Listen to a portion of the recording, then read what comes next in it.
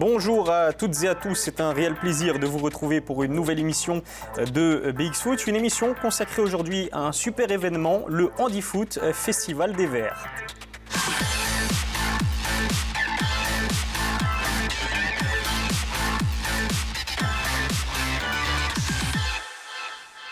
Et pour en parler, nous accueillons aujourd'hui deux invités. Aurélie Declercq, responsable technique de la FEMA, la Fédération des multisports adaptés, ainsi qu'Antoine Rustin, coordinateur des événements sociaux à la CFF. Bonjour à tous les deux. Bonjour. Bonjour. J'espère que vous portez bien. Très bien. Pas trop stressé? Ça va. Ne vous inquiétez pas, ça va aller, comme dit très bien Antoine Rustin. Alors on va parler bien sûr du sujet principal de cette émission, le Handifoot Festival qui a eu lieu il y a quelques jours à Evere, un événement qui est conjointement organisé par le Brussels Football, la CFF ainsi que la FEMA. Alors Aurélie, pour les téléspectateurs qui peut-être n'en ont jamais entendu parler de cet événement, expliquez-nous justement en quoi cela consiste. Alors, un Handifoot Festival, le principe, c'est de créer une journée pour les personnes qui sont atteintes d'une déficience intellectuelle et de leur proposer vraiment des activités adaptées à leur situation. Donc, on a invité des écoles et des institutions afin de pouvoir mélanger un petit peu tous les publics et tous les niveaux de handicap. Alors maintenant, on sait ce que c'est. En tout cas, les téléspectateurs qui ne le savaient pas le savent. Alors on va revenir également sur votre parcours, j'ai envie de dire. Je l'ai dit, vous êtes responsable technique de la FEMA, on le rappelle, Fédération des multisports adaptés. C'est une fédération qui a été créée pour promouvoir justement l'intégration des personnes handicapées au sein de la société à travers le sport. Mais concrètement, comment est-ce que le sport peut leur permettre de trouver leur place ? Le sport, c'est un vecteur social, donc c'est-à-dire que ça leur permet aussi de s'ouvrir et de ne pas rester souvent dans leurs institutions, dans leurs écoles, rester dans leur monde, en fait, rien qu'à eux. Ça leur permet vraiment de découvrir d'autres choses et de nouvelles capacités qu'ils ne connaissaient pas avant. Donc ça leur permet vraiment de comprendre mieux les interactions avec les autres, les challenges sportifs, etc. C'est vraiment de se développer personnellement et ça permet aussi pour certains qui ont un handicap vraiment plus lourd de développer des capacités motrices plus, disons, plus développées qu'auparavant. On va y revenir en profondeur un peu plus tard dans l'émission. Alors Antoine Rustin, il faut dire aussi que pendant cet Handifoot Festival à Evere, plusieurs formateurs étaient présents. Ils se sont chargés d'animer les différents ateliers qui étaient basés bien sûr sur le football mais également sur la psychomotricité. Alors d'un point de vue pratique, comment est-ce que se sont déroulés ces ateliers ?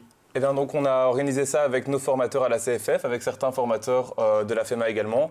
Donc l'idée, c'était vraiment d'avoir des ateliers, déjà, premièrement, ludiques. Les gens viennent pour s'amuser, donc c'est déjà un point très important dans ce genre de journée. Et après ça, ces ateliers étaient aussi adaptables, c'est-à-dire que vu que chaque institution tournait d'atelier en atelier, c'était important que ceux-ci puissent être adaptés au niveau de handicap qu'avaient les personnes qui s'y rendaient. Donc voilà, c'était vraiment des ateliers qui sont modulables et qui durent une quinzaine de minutes pour que les gens aient vraiment le temps, chacun de s'investir comme il le pouvait dans son atelier. Alors avant d'aller plus loin dans l'émission, je vous propose justement de découvrir les images que BX-Foot a tournées lors de cet Handifoot Festival à Evere. Le reportage est signé Élodie Fourneau. La 3e édition de l'Handifoot Festival a démarré. Un festival qui permet notamment aux personnes porteuses d'un handicap mental, qu'il soit léger, modéré ou sévère, de venir s'amuser au foot. Aujourd'hui, ils sont 163 participants à s'être retrouvés au centre sportif Triton des Verts. Déjà au niveau du développement, le jeu en équipe, la plupart des enfants sont fort renfermés sur eux-mêmes. Ici, moi je les oblige entre guillemets à jouer en équipe, à essayer, à développer l'esprit d'équipe, l'organisation, savoir qu'il faut aller marquer dans ce goal-là et défendre l'autre but. Tout ça, ce sont des notions qu'ils ne connaissent pas et ici on les développe. C'est que la coordination, frapper dans un ballon, c'est compliqué, ça demande une certaine coordination. Et ils essayent, ils apprennent et ils font du sport. Organisé par la CFF, cet événement ponctuel qui se déroule chaque année à Bruxelles et dans chaque province wallonne en mai et juin convainc aussi bien les participants que les encadrants. C'est toujours des moments très très agréables parce que nous en tant que sportifs finalement on se retrouve sur le terrain et dans un contexte tout à fait différent de ce qu'on a l'habitude de faire. Et on se rend compte que l'on donne énormément de plaisir aux enfants. Allez, on a vraiment un retour énorme de la part des enfants et de toutes les personnes qui participent, parce qu'il n'y a pas que des enfants, il y a aussi des adultes. Au programme aujourd'hui, ateliers de précision, de 2 contre 2 adaptés, de psychomotricité, de coordination, de course ou encore ateliers de kicker à taille humaine. Le festival est ouvert à toutes et tous dès l'âge de 6 ans. Pour Jean-Marie, c'est une première, tandis que Karim en est à son 2e festival et tous deux en redemandent. Toutes les activités, ça nous a plu. Ça permet de nous défouler et pas rester enfermé au centre. On est dans le centre, de prendre ses cartes, fumer des cigarettes, tourner en rond. Ça nous fait un plaisir de rencontrer d'autres personnes qu'on ne connaît pas. Voilà. En plus de voir des gamins, c'est adorable parce que ça les encourage aussi. Alors, merci pour les bénévoles, pour tous ceux qui ont participé. Voilà, merci beaucoup et j'espère que cette activité-là va continuer pour nous. C'est très sympa de notre part. Allez, à deux. On dit toujours que le football est l'école de la vie. Et je pense que les enfants qui ont un léger handicap ont également le droit de faire du foot. Donc nous, on est ici pour leur donner ce plaisir. Je pense que ça les change de leur journée à l'école. Ils sont ici, ils s'amusent, ils sont tous contents. Je ne pense pas qu'il y ait une seule dispute. Et c'est que du bonheur. Que du bonheur que la CFF aimerait répandre davantage en développant plus d'occasions comme celle-ci, en créant des liens avec les clubs qui accueillent notamment, afin que tout le monde puisse accéder à la joie du terrain.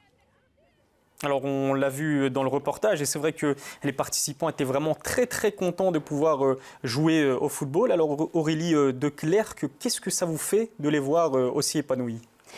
Mais moi, je trouve ça juste magique parce qu'à chaque fois qu'on fait un événement comme ça, et on les voit, ils ressortent avec des étoiles dans les yeux, ils viennent nous faire des câlins, nous serrer la main, nous prendre dans les bras et se dire « Ah mais oui, mais on veut revenir, c'est quand la prochaine fois ?» Donc c'est vraiment, c'est juste magique, il n'y a pas d'autre mot. C'est vrai que ça concerne aussi bien les enfants que les adultes. Ils étaient finalement tous très contents de pouvoir jouer au football. Alors il faut également revenir sur le fait que ce Handifoot Festival à Ever était en fait le premier de l'année, mais dans les prochaines semaines, d'autres événements de ce type vont également avoir lieu. Antoine Rustin, en ce qui concerne celui qu'on vient de voir à Ever, est-ce qu'on peut parler d'une réussite totale ? Je pense qu'on est tous d'accord pour se dire que c'était une vraie réussite, autant dans les réactions qu'on a eues le jour même, les retours qu'on a eus a posteriori. Enfin, vraiment, tout s'est super bien déroulé et ça nous motive à en faire d'autant plus et à continuer la route des Handifoot Festival, c'est clair. Je vois que Aurélie Declercq hoche la tête, donc vous êtes d'accord, c'est une réussite totale. Hein. Oui, c'était magique, il n'y a pas d'autre mot. Il y avait tellement d'enfants partout, on a vraiment... On est juste ravis de ce qu'ils nous ont ressorti. Et c'est vrai qu'ils nous ont tous dit c'est quand le prochain. Donc ça, c'est juste très important pour nous. Ça veut dire que ça a marché, c'est sûr. Alors, ce qu'il faut également dire, et il faut insister là-dessus, c'est que, on l'a vu dans les images, c'est un événement qui concerne tout type de public, aussi bien des enfants que des adultes de toute origine. D'ailleurs, on va le voir dans les images tournées par Élodie Fournon. On a vraiment l'impression que ce Handifoot Festival d'Ever était placé sous le signe de l'ouverture, de la tolérance, quelle que soit la différence de l'autre. Vous confirmez cette idée-là, Antoine Rustin ? Oui, c'est sûr. En fait, ce genre d'événement, c'est vraiment, on se dit, on va fixer, entre guillemets, aucune limite. Voilà, on ne va pas commencer à dire, on prend un certain type d'âge, un certain type de handicap, un certain type d'origine, je ne sais pas. Vraiment, c'est des événements qui doivent rassembler, qui doivent unir. Et si des liens peuvent se créer, d'ailleurs, entre différentes institutions, c'est d'autant mieux. Et voilà, on est complètement dans cette vision. Alors finalement, j'aimerais aussi savoir quel est le but vraiment ultime de ce genre d'événement. Aurélie Declercq, est-ce que c'est sensibiliser le grand public à la situation de ces personnes handicapées ou est-ce que c'est permettre aux personnes qui souffrent d'un handicap de pouvoir enfin pratiquer du sport, voire même les deux, pourquoi pas ? Je dirais que c'est un peu les deux. C'est principalement de faire découvrir à ce public-là que tout est possible et que le sport est possible pour eux, d'essayer d'ouvrir le plus possible d'activités pour eux parce qu'ils peuvent avoir des activités comme nous, les valides. Nous, on a 36 sports dans la commune. Eux en ont une fois à 50 km. Et c'est ça qui est triste. Donc, on essaye de faire développer ça pour qu'ils puissent eux aussi choisir ce qu'ils veulent faire comme sport. Et aussi, évidemment, il y a aussi tout ce qui est l'intégration et le regard des valides par rapport à ce public-là. C'est aussi très important parce que c'est un public très peu connu, tout le monde en a peur, entre guillemets, et donc évidemment les liens à faire entre eux ne sont pas toujours faciles. Et puis je pense que vous serez d'accord avec moi, mais c'est vrai que l'un des problèmes majeurs auxquels une personne qui souffre d'un handicap est confrontée, c'est finalement le repli sur soi-même. Alors au-delà de l'aspect physique de ce genre d'activité, est-ce que ça leur permet également de tisser un lien social, ou voire même de se faire des amis, Aurélie de Clercq? Oui, je pense que c'est très intéressant parce que c'est des institutions parfois ou des écoles qui ne se connaissent pas et qui se disent « Ah mais oui, mais nous on a peut-être une activité qui pourrait intéresser vos résidents » et parfois ils se revoient sur d'autres événements, par exemple à un autre endroit, par exemple dans Bruxelles ou en dehors de Bruxelles. Ils se déplacent assez bien pour pouvoir justement créer ce lien entre eux, entre institutions et créer peut-être quelque chose de plus concret, des cours qu'ils pourraient donner ensemble. Mais voilà, ça dépend un peu des endroits, mais c'est un endroit qui permet ce genre d'échange. Finalement, quoi de mieux que le sport pour tisser des liens et avoir des relations amicales, Antoine Rustin? C'est sûr, il n'y a pas grand-chose de mieux, je pense. Et ce qui est important là-dedans aussi, c'est justement le lien qu'on crée entre une fédération pour sport adapté comme la tienne et nous, notre fédération qui est de base, une fédération de personnes valides. Et donc voilà, ces événements qu'on fait à Evere, qu'on a fait la semaine dernière à Anhoué, ce sont des événements qu'on essaye de faire aller dans les clubs dits valides pour qu'in fine, ils puissent s'investir justement dans ces handifoot et créer du lien à plus long terme avec ces personnes, ces institutions et peut-être même, qui sait, avoir une équipe pérenne. Pourquoi pas. Et puis, c'est vrai, on l'a vu, les participants étaient très contents de pouvoir se retrouver lors de ce Handifoot Festival d'Evere, mais aussi les formateurs qui ont vraiment été ravis de pouvoir participer à cet événement-là. À ce sujet-là, eh bien, je vous propose de découvrir tout de suite les propos de l'un des formateurs présents, Nicolas Teffi, qui s'est confié au micro d'Élodie Fourdeau. On écoute ça tout de suite. Ce serait bien de pouvoir réitérer un peu plus souvent l'expérience. Je crois que c'est également la volonté du Bruxelles Football et de la CFF d'en faire un peu plus, des handifoot. Et ce serait bien qu'on voit un peu plus les enfants pour voir leur évolution également, nous, sur le terrain. Et ça change également les journées aux professeurs et c'est magnifique. Alors on l'a entendu dans l'interview de Nicolas Teffi, lui-même et certainement les autres formateurs veulent voir davantage d'événements de ce genre dans les prochains mois, dans les prochaines années. Antoine Rustin, est-ce que c'est justement la volonté affichée par la CFF? Ouais, c'est clair et net. Ici, donc, on le disait en mai-juin, on organise des Handifoot Festival, donc celui à Bruxelles, mais aussi en Wallonie. Et l'idée derrière ça, c'est que ce ne soit plus seulement des activités ponctuelles, mais donc que ça devienne pérenne. Mais pour que ça devienne pérenne, il faut justement venir avec les formateurs dans les clubs et montrer comment ça se passe, de quoi on a besoin, quels sont les besoins, les ressources, etc., dont on peut disposer. Mais oui, c'est notre visée à court et même à long terme aussi d'augmenter ça parce que c'est un public qu'on ne doit pas laisser sur le côté.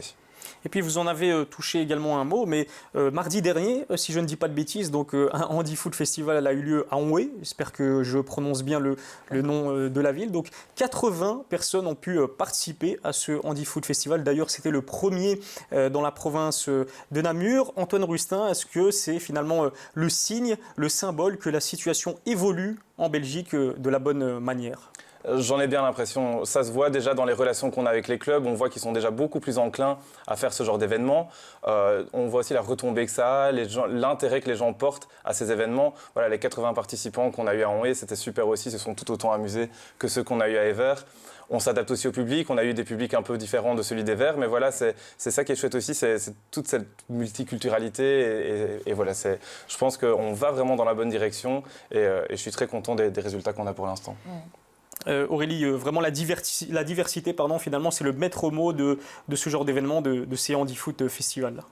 Effectivement, parce qu'on n'a pas envie de se restreindre à un type de handicap, un type de public, une classification bien précise. On est vraiment là sur l'ouverture et la découverte du sport pour tous et pas simplement pour dire toi tu es dans une case, alors on te propose que ça. Donc ici non, c'est vraiment tout public. Alors ma dernière question, déjà, elle sera pour vous, Aurélie de Clercq, mais bien sûr Antoine Rustin est invité également à compléter votre réponse. Mais j'aimerais savoir, au vu du succès dont vous faites preuve maintenant avec ces Handifoot Festival, qu'ils soient d'ailleurs à Bruxelles ou en Wallonie. Je rappelle qu'à Bruxelles, au Handifoot Festival d'Evere, on comptait plus de 160 participants, c'est quand même assez impressionnant. Quels sont vos prochains défis, quels sont vos prochains objectifs à atteindre dans les prochains mois, les prochaines années pour les prochains Handifoot Festival, Aurélie? L'objectif, ce serait de créer des Handifoot Festival dans chaque province, dans chaque région, dans chaque bassin de vie, afin que tout le monde puisse découvrir ça et par la suite de créer des équipes ou des sections qui puissent se rencontrer régulièrement dans des tournois amicaux ou qui puissent vraiment développer leurs capacités footballistiques à long terme. Et donc il y aura également une étroite collaboration, si j'ai bien compris, entre la CFF d'un côté et puis la FEMA. Hein. Peut-être que Antoine peut nous en dire plus. Oui, c'est sûr. Je pense qu'il n'est pas question qu'on avance l'un sans l'autre dans ce genre d'événement. On est sur la même lignée, on a les mêmes projets. Donc voilà, l'idée, c'est vraiment de presque dépasser ces Handifoot Festival pour vraiment que le handifoot se développe à part entière en Wallonie et à Bruxelles. On vous le souhaite en tout cas. Merci encore d'avoir répondu à nos questions. Alors juste avant de clôturer l'émission, on a une tradition ici au sein de BX Foot. Je vais vous demander bien le mot de la fin à chacun d'entre vous que vous pouvez adresser aux téléspectateurs, aux personnes qui collaborent étroitement avec vous au quotidien. C'est à vous de voir, j'ai envie de dire. On va commencer avec peut-être Aurélie Declercq, le mot de la fin que vous pouvez encore une fois adresser à qui vous voulez. Voilà, moi je voudrais juste remercier ma fédération qui me permet aussi de développer ce genre de choses, mon directeur qui est très très à l'écoute des projets que je peux lui proposer et Dieu sait que je lui en propose. J'ai un peu l'imagination débordante, donc voilà, merci beaucoup à lui de m'avoir permis de pouvoir développer le handisport. Le message est passé. Maintenant, je vais me tourner bien évidemment vers Antoine Rustin qui lui aussi va toucher un petit mot pour clôturer cette émission de la plus belle des manières. Oui, pareil, moi aussi je voudrais remercier vraiment la CFF. Ça va faire 1 an maintenant que je suis en place en tant que chargé de projets sociaux à la CFF. Et on me donne vraiment beaucoup de possibilités pour étendre toutes nos actions. Ici on le voit avec le handifoot, voilà, c'est vraiment magique, j'ai l'impression ce qu'on peut faire. On a des super partenaires, je pense par exemple à Brioche Pasquier qui nous aide aussi sur beaucoup d'événements. Voilà, ce sont des aides qui sont vraiment très précieuses et qui j'espère vont porter leurs fruits de plus en plus. Merci encore à tous les deux d'avoir joué le jeu de BX Foot. Et puis, je dois également remercier les téléspectateurs, toujours aussi nombreux à suivre l'émission BX Foot. D'ailleurs, n'oubliez pas que vous pouvez également suivre la rediffusion des émissions BX Foot sur le site web de BX. En tout cas, l'émission se clôture là. On se retrouve lundi prochain. D'ici là, prenez soin de vous.